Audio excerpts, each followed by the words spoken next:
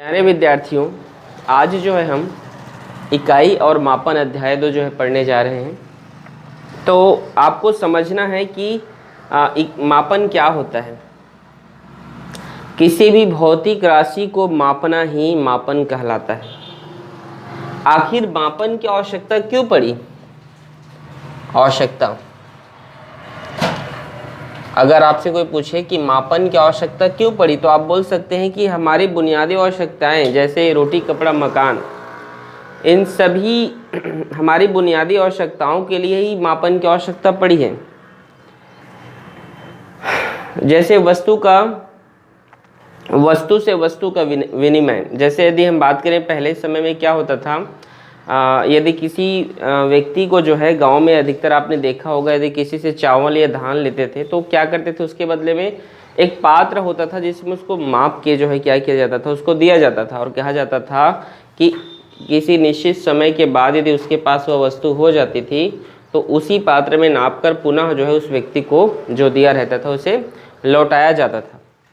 तो पहले समय में क्या करते थे, वस्तु से वस्तु का विनिमय, मतलब मापन, या हम बोल सकते हैं लेन देन के लिए वस्तु से वस्तु का ही आदान प्रदान किया जाता है, विनिमय किया जाता है।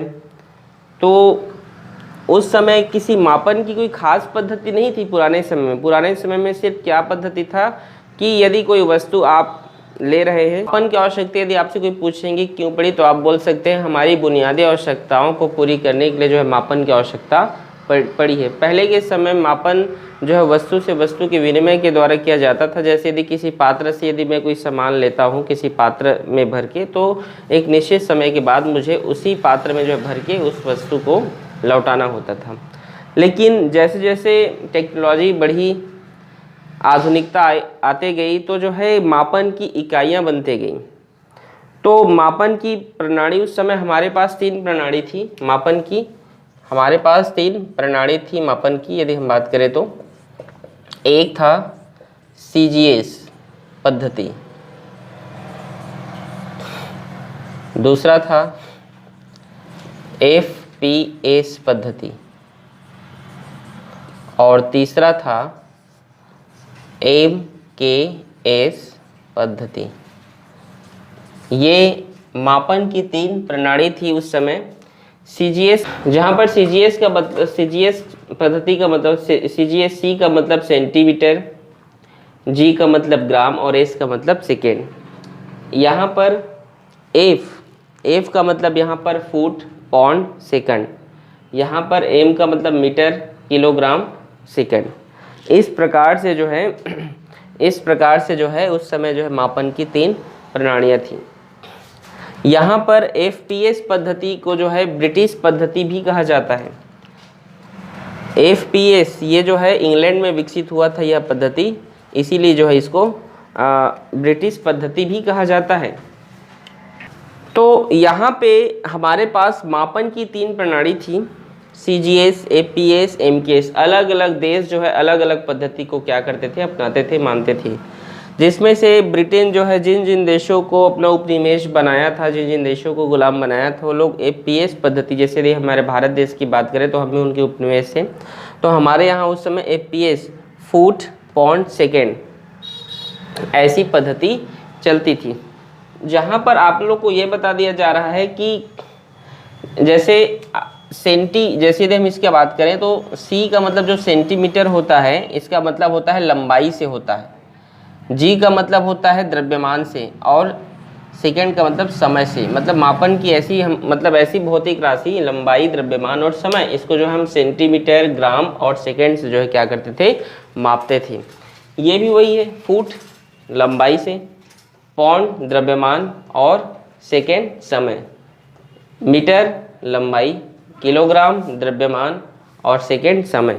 इस प्रकार से जो है मापन की 3 भौतिक राशियाँ थी जिनको इन तीनों पद्धति से अलग अलग कंट्री के लोग जो है मापा करते थे।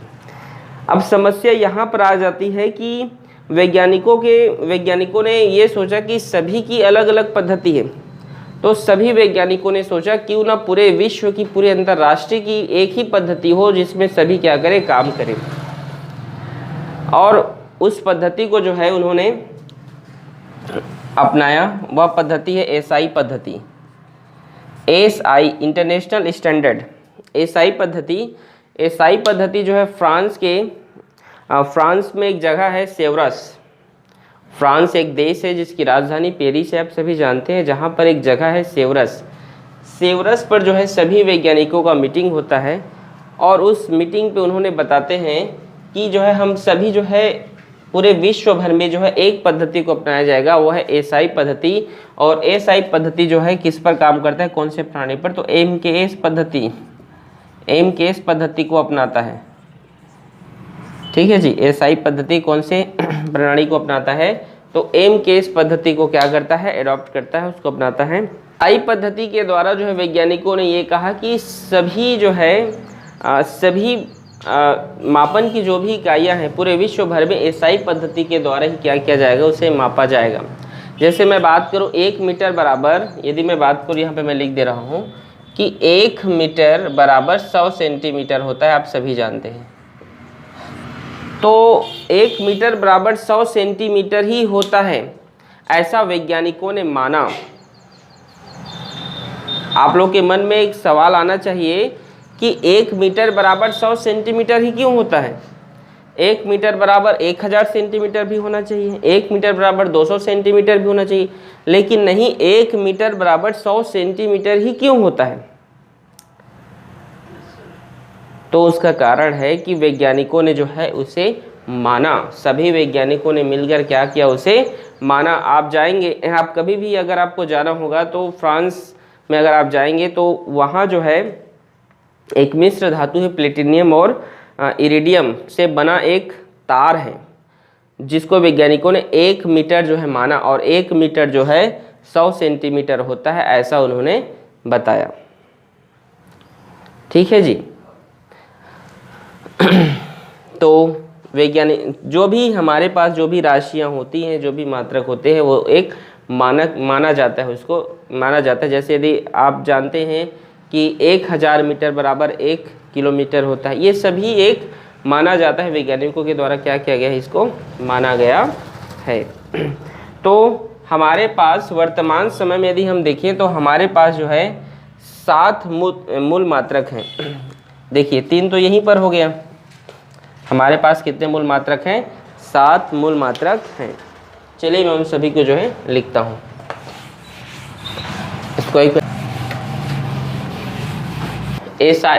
एसआई पद्धति में 7 मूल मात्रक एवं 2 पूरक मात्रक होते हैं। तो चलिए हम बात करते हैं लंबाई।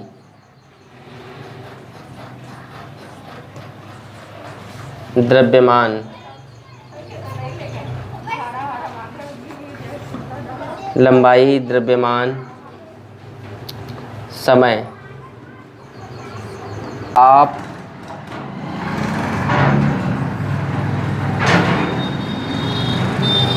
विद्युत धारा,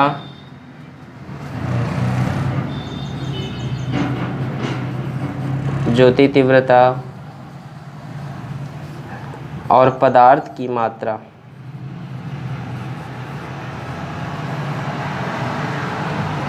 पदार्थ की मात्रा, इसको मापने की जो इकाई है वो है, लंबाई क्या है, मीटर, द्रव्यमान क्या है, किलोग्राम, द्रव्यमान की क्या है, किलोग्राम, समय का है सेकेंड, ताप का है आपका केल्विन, विद्युत धारा का एम्पियर, ज्योति तीव्रता का कैंडेला और पदार्थ की मात्रा का जो इकाई है वो है मूल।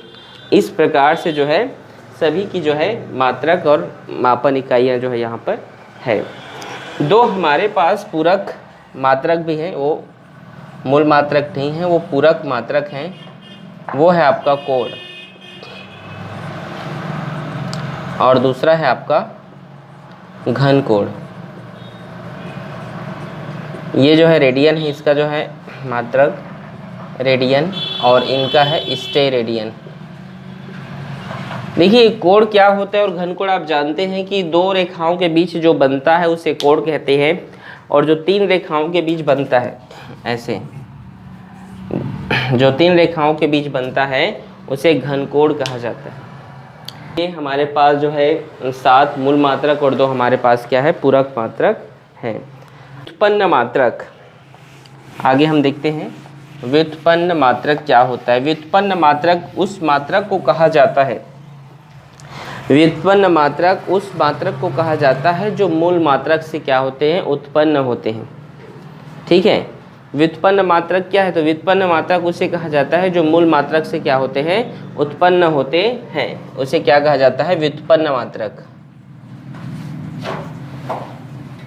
व्युत्पन्न मात्रक जैसे कि हम बात करें वेग, वेग बराबर आप जानते हैं विस्थापन बटा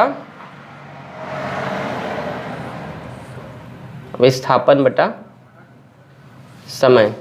होता क्या आप जानते हैं, विस्थापन मतलब होता है दूरी, विस्थापन मतलब क्या होता है, दूरी या लंबाई। और लंबाई को हम किससे मापते हैं, लंबाई को हम मापते हैं मीटर से, मीटर, और समय को हम नापते हैं सेकंड से। तो हम बोल सकते हैं कि वेग का जो है मात्रक, वेग का मात्रक क्या है, मीटर प्रति सेकंड होता है।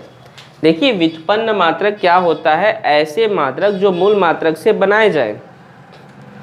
व्युत्पन्न मात्रक क्या है, ऐसे मात्रक मूल मात्रक से जिन्हें बनाया जाता है उन्हें क्या कहा जाता है, व्युत्पन्न मात्रक का। जैसे यदि मैं आपसे पूछूं कि वेग का मात्रक क्या है, तो आप जानते हैं वेग का सूत्र होता है विस्थापन बटे समय। समय का मात्रक आप जानते हैं सेकेंड होता है। विस्थापन का क्या होता है, विस्थापन मतलब लंबाई होता है, विस्थापन मतलब लंबाई, दूरी को लंबाई से मेजर करते हैं, और लंबाई को जो है आप जानते हैं मीटर से जो है मापा जाता है। तो आप बोल सकते हैं वेग का मात्रक क्या होता है, मीटर प्रति सेकेंड। यदि आपसे बोला जाए कि बल का क्या होता है, बल का जो है मात्रक, तो आप जानते हैं बल बराबर होता है द्रव्यमान गुणित त्वरण, द्रव्यमान गुणित त्वरण। तो यहाँ पर द्रव्यमान तो खुद एक भौतिक राशि है, उसे बदलने की जरूरत ही नहीं है।